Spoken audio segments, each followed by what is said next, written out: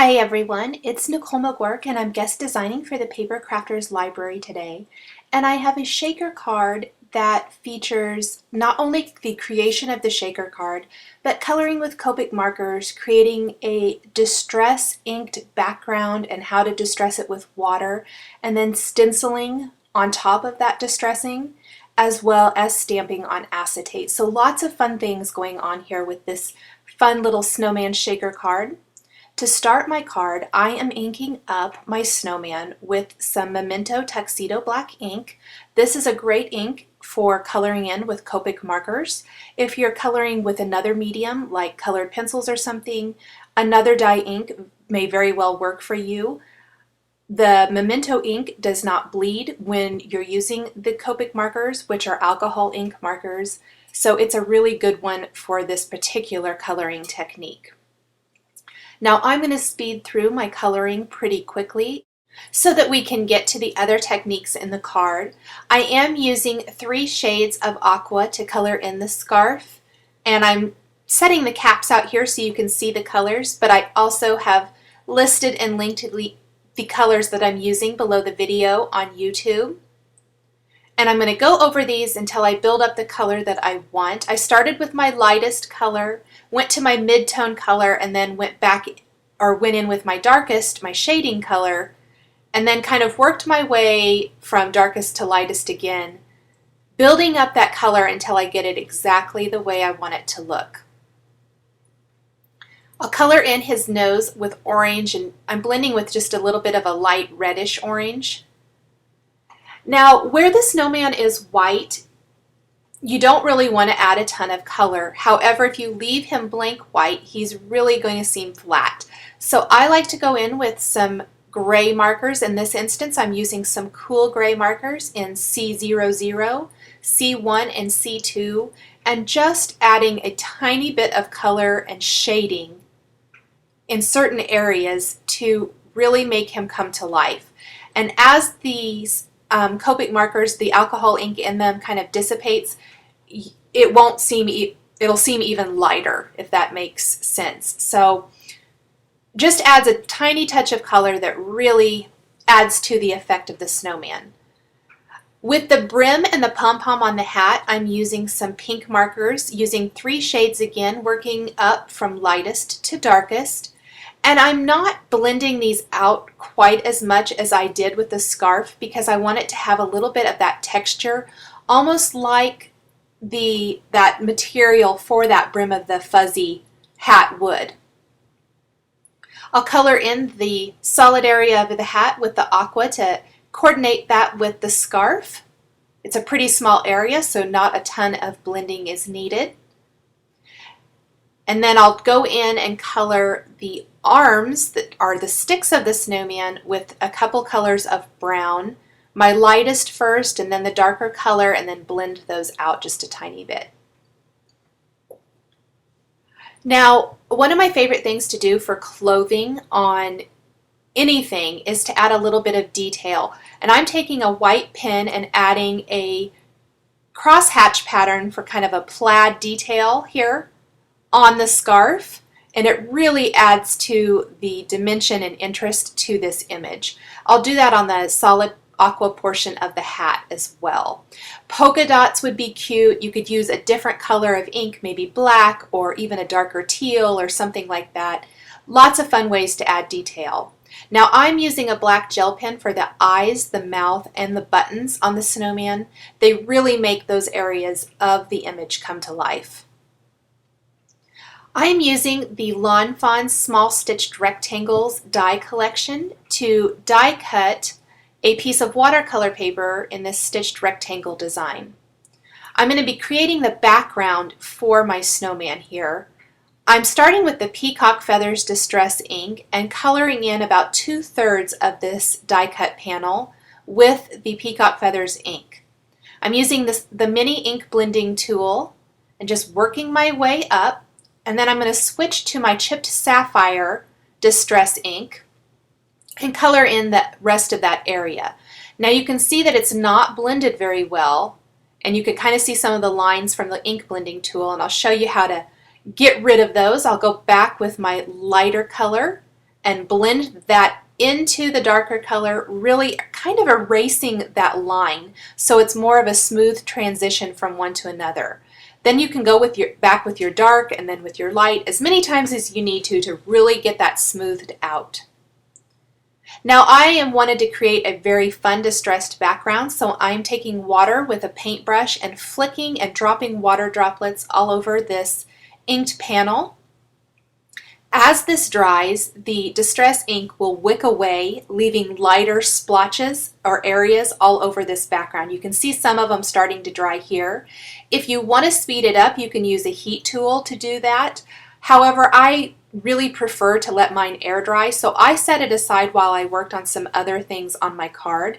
I die cut the snowman using the Be Jolly Avery Elle coordinating die, and then I'll set him aside. And one thing that I love to do when I'm creating a scene card is create some way to ground my image. And so I felt like he really needed something on that background to ground him. So I will take that same die I used to die cut my background panel and die cut that from some white cardstock.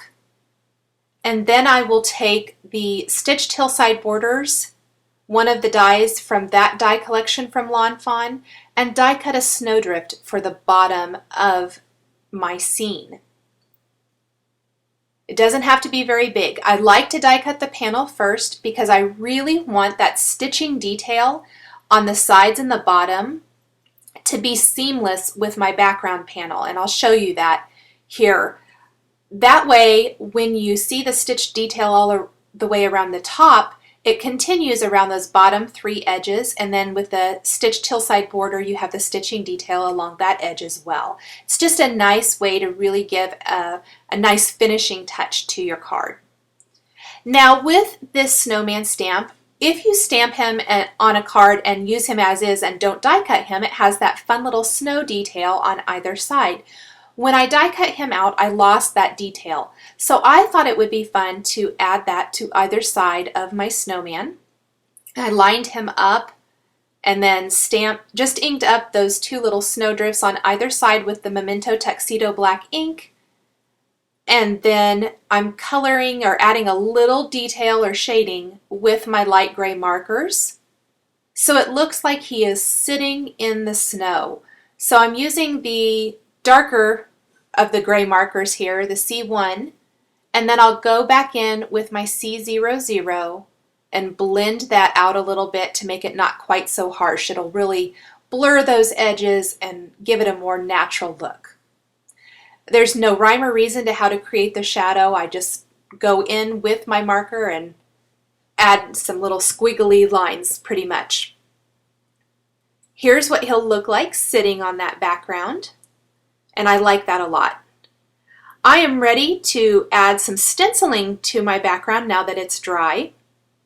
I am using the Simon Says Stamp white pigment ink and the Falling Snow stencil, and I have one of those mini ink blending tools with a foam on it that I use for white pigment ink.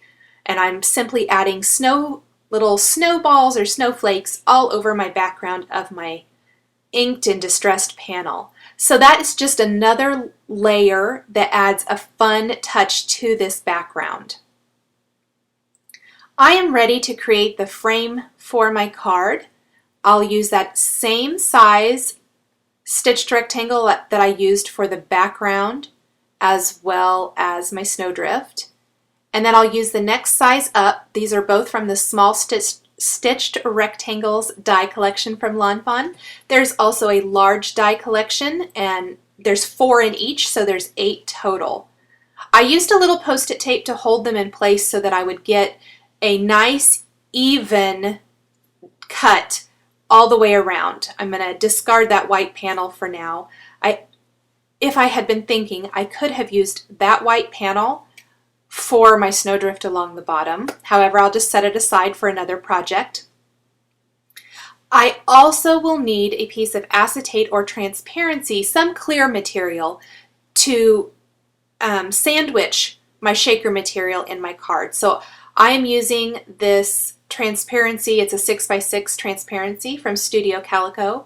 I had used this sheet for a tag at some point, And when I die cut this piece using the larger of the 2-stitched rectangle frames, a tiny bit along one side didn't die cut. However, that's not going to matter. It's going to be hidden behind my frame. So I was able to still use that. You can kind of see it there, just didn't cut that little tiny piece. So a great way to still be able to use a scrap piece of transparency. I'm going to remove the transparency for a minute and line up my frame with my card base and just hold it in place, add a little adhesive in the center, and then attach my panel. This will make sure that my Distress ink panel is perfectly centered in the front of my card. And I can attach the snowdrift along the bottom and the snowman as well. Once I have all three of these components in place, I can start working on the shaker. So I'll attach my little snowman here, or snow woman. Before I move on to the shaker construction, I decided the pom-pom and the brim of the hat needed a little Wink of Stella clear glitter pin. It's a little hard to see in the video or photos maybe, but in real life I love the little added touch of sparkle. I almost can't create a card without that pin. It's so awesome. Then I will take adhesive and run it around all four sides on the back of the front frame for my shaker and line up the transparency material and attach that right behind. I'm going to line that back up now with the background of my card, and before I add the foam adhesive to make this raised and create my shaker, I want to add my greeting and a few additional details by stamping with Stays-On ink right on top of the transparency. I'm using one of the greetings from Be Jolly and stamp that along the top of my transparency panel where the ink is darkest at the top so you can really read the greeting. And then this stamp set has some fun little snow shapes, so I'm adding a few of those just here and there all over the transparency. It adds to the depth and dimension of the card as well as the fun layers. I'm a huge fan of adding layers wherever possible, but trying to keep the bulk of the card to a minimum. Add maybe a couple, one more maybe down there on the right side. And the Stays-On ink dries very, very quickly. Once I have that, I am ready to assemble my shaker. I'm using some Scotch foam adhesive. This is pretty thin adhesive, so what I like to do is trim it in half. It is too wide for the frame anyway, so it's great to cut it in half and double it up. This allows for the shaker material when you add it to have enough room to shake. Otherwise, it might not have enough room to move and it'll just be sandwiched, and that kind of ruins the whole effect of the shaker. So I really suggest if you're using a fairly thin foam adhesive to double it up. And I will add these all around all four sides of the card. You will want to remember to make sure that it's very flush next to each other. You don't want any little gaps or openings so that your shaker material, goes flying when the recipient shakes the card. That isn't the effect that we're going for. And I started to pull off all four of these sides before I remembered I really should add my shaker material first. So that is looking pretty good. I will take some pretty pink posh sequins. I'm using the cobalt blue, sparkling clear, and marshmallow sequins. I used the 4mm in the cobalt and marshmallow, and then the 6mm in the sparkling clear just for a little added interest, and then I removed the backing material. Now normally this would work if I was creating a shaker the full front size of the card, but however I forgot that this shaker is not the full size of the front of the card. So I kind of reattached one of those backing materials and dumped my sequins onto the center panel of my card. That way I can take my front panel to my card and ensure that I get it lined up perfectly with the distressed background on this card. I'll just press that in place, and then there is my shaker card. I can shake that up, and it's so super fun. I hope you've enjoyed this card featuring a shaker, stamping on a transparency, distress ink background, stenciling, and coloring with copic markers. Thanks for watching, and we'll catch you next time.